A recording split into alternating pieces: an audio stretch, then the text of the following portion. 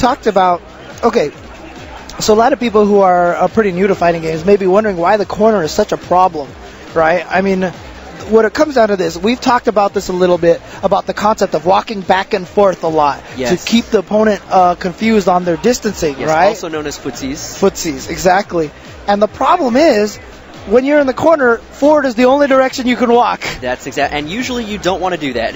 Usually you don't want to walk forward because, you know, your opponent is going to purposely put you into a spacing where, you know, walking forward means you're walking into their pokes. Right. So. Right. And looks like we have first-time EVO player KayoPolice here on the left. Yes. You know what amazed me, actually, when I first saw KayoPolice? She is tall. I knew you were going to say that. She is tall. Everybody has said the same thing. Every time. I knew you were going to say that. You know, I mean, you know, you assume most Asians are pretty short, right? I mean, I can say that because I'm Asian, right? So I'm not being racist here. I'm just saying. I see. And so, you know, I was actually surprised at how tall she was. So, and she's going to be going up against,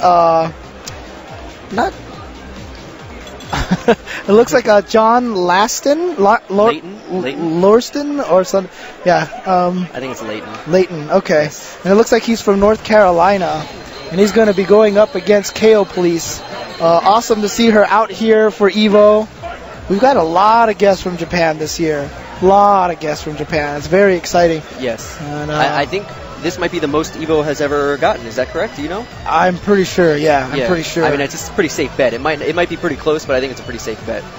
I know when CVS2 was, you know, still in the tournament scene, a lot of Japanese players used to come out for CVS2 and stuff like that, but I don't think anything compared to this. Yeah, year after year you would see different Japanese players come and go, but this year they're all here. Yep. They are all here, and it's super exciting. Exactly. So it's really cool. This is the true World Finals. Like it says right there on your screen, this is the World Finals. Absolutely. So exciting stuff here. So if you are just tuning in, you are watching the, as we said, the Evolution 2011 World Finals. We are live in Las Vegas at the Rio Hotel. And if you're watching the stream, hopefully you're watching it on shoryuken.com. If you are not, you should go there and watch it because there is another stream you can watch. If you would like to see some, I don't know what is going on right now. Mortal Kombat, right? Yeah. Yes. And throughout the weekend there will be Blaze Blue and Tekken. Yes, so definitely check that out. You can watch both streams on the front page of shoryuken.com. Right, and I do want to give a quick welcome also to everybody watching on all the various sites, G4's website, IGN's website, PlayStation Home. And PlayStation Home. Yes. Not only here in America, but I also heard PlayStation Home in Europe is also streaming this as well. So, you know, hola, hello. I don't know any other European hellos, unfortunately. I only know one, so... also, quick shout out to, I know that there is a gathering in Japan of a bunch of Japanese players that were not able to attend that wanted to gather to support their fellow countrymen. This is the God's Garden group. Exactly. Right there streaming. So hello to God's Garden out there. Yeah, very exciting stuff. I mean, this is truly an international event. We have people watching from all over the world. And if I'm not mistaken, the God's Garden group is actually streaming their party of them watching the stream, if I'm not mistaken. That's so amazing. And once again, we have KayoPolice here going up against Jon Larston, something like that. And Jon Layton, yes. Jon Layton, gotcha. Okay, your reading skills far surpass mine. And KayoPolice, obviously, she's very well known as a Viper player. Yes. And right now, Layton using Fei Long. Fei Long, you know, is a tough character, but you know, fortunately for all the Viper players, between all three iterations of Street Fighter, Viper hasn't changed drastically. Yes, exactly. So most of the stuff that you're familiar with still works. Exactly. Fei Long has definitely had a few changes, especially in the last version, in the last upgrade from Super to AE. He definitely lost a little bit of utility on his chicken wing, lost a little bit of usability on some of the versions. So that definitely is a factor, you know, reduces his wake-up options. So, and in this matchup specifically, that can definitely be a factor because Viper is really looking to convert those knockdowns into successful mix-ups. So. Yep. Oh, wow, he let go of that focus just a little too early, but I don't think it was going to help anyway because KO just backdashed right after that jump roundhouse. If he had absorbed that jump roundhouse and let it rip, he just would have whiffed anyway. Yes, yes. And you can see, as expected, we have Jon Layton using Ultra 2 in this matchup. And that is definitely another factor that KayoPolice will have to keep in mind once that Ultra is built.